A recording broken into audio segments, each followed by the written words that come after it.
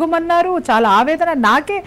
నాకు చాలా బాధ అనిపించిందండి. మీరు కొట్టుకు చావండి, ఏమైనా రాజకీయాలంటే జుట్లు పట్టుకోండి, అసెంబ్లీలో చొక్కాలు దించుకోండి, లేదా సమ్మెలు చేయండి, ధర్నాలు చేయండి, హర్తాలు చేయండి, ఏమైనా చేయండి, రోడ్డు మీద పడి కొట్టుకోండి మీరు.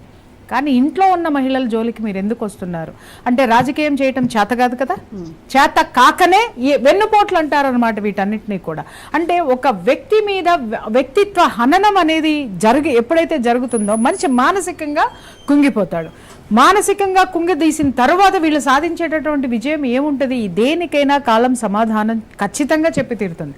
మీరు పాజిటివ్ ఇస్తే మళ్ళీ తిరిగి మీకు అదే వస్తుంది మీ టైం వచ్చినప్పుడు. మీరు నెగిటివ్ వేస్తే టైం వచ్చినప్పుడు మీకు అదే జరుగుతుంది. ఈరోజు అది జరిగింది మాత్రం అదే. మీరు ఏ విధంగా చూస్తున్నారని నిజంగా వీళ్ళ నాలుకలు కొయ్యాలండి ఇలా మాట్లాడే వాళ్ళని. అరే ఇంట్లో ఉన్నటువంటి ఆడవాళ్ళు ఏం పాపం చేశారండి? నీకు పార్టీ మీద ద్వేషం ఉందా, లేకపోతే పార్టీలో ఉన్నటువంటి ముఖ్యమంత్రి మీద ద్వేషం ఉంటే ముఖ్యమంత్రి చేసేటటువంటి అన్యాయాలను అరాచకాలను మీరు మాట్లాడండి. లేకపోతే వ్యక్తి మీద ద్వేషం ఉంటే అతను చేసినటువంటి దుర్మార్గాలు ఏమైనా ఉంటే బయట పెట్టండి. కానీ వెళ్ళి ఇంట్లో ఉన్నటువంటి మహిళల మీద మాట్లాడడం ఎంతవరకు కరెక్ట్? ఈ మధ్య కొత్త పోకడ చూశాను నేను. ఒక మహిళ అనుచితంగా వ్యాఖ్యలు చేసింది అనగానే ఆమెని నోరు మోయించడానికి భాష లేదా అండి మన దగ్గర?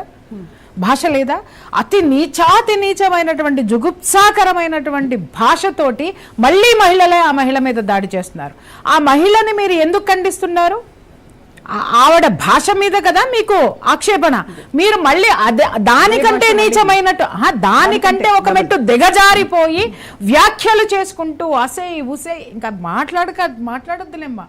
అరే ఇది రాజకీయ వేదిక లేకపోతే ఇంకా ఏమన్నానా? వీధిలో కొట్లాటలు చూసారా? నీళ్లు పట్టుకునే దగ్గర నీళ్ళ కుళాయి దగ్గర తగులాటల్లో చిలికి గాని వాళ్ళలాగా వెళ్ళి ఎంత దరిద్రంగా తయారయ్యాయో. ఒకప్పుడు వీధిలో కుళాయిల దగ్గర చూసేటోళ్ళము, లేకపోతే ఇంకెక్కడైనా అదేంటి జనరల్ స్టోర్ దగ్గర ఇవి తీసుకునేటప్పుడు అక్కడ చూసే వాళ్ళని కొట్లాడుకోవడం తోపులాటలో. అక్కడ మొదలై నీచంగా వ్యక్తిగతమైనటువంటి విషయాలకు వెళ్ళిపోయిన కొట్లాట్లు వాళ్ళ సోషల్ మీడియాలో చూస్తున్నాం. అది కూడా నిజంగా విచారించదగ్గ విషయం ఏంటంటే పొలిటికల్ ప్లాట్ఫామ్ మీద చూడడం అనేది సిగ్గుపడుతున్నానమ్మా. నేనైతే మాత్రం నిజంగా సిగ్గుపడుతున్నాను. ముఖ్యంగా మహిళలు చెప్తున్నాను, ఈరోజు చాలా మంది మహిళలు కూడా ఇదే విధంగా మాట్లాడుతున్నారు. ఇవాళ ఒక మగవాడు కాబట్టి వాడి మీద మనం శిక్ష వేసాము, లేకపోతే వాడి మీద కేసులు ఫైల్ అయినాయి అని చెప్పేసి మనం మాట్లాడుతున్నాం. కానీ మాట్లాడే మహిళలను కూడా మనం ఎందుకు వదిలిపెట్టాలి అని అడుగుతున్నాను నేను. మహిళలను వదిలేస్తారా? మహిళ మర్డర్ చేస్తే వదిలేస్తారా? మహిళ ఇంకేదన్నా చేస్తే వదిలేస్తారా?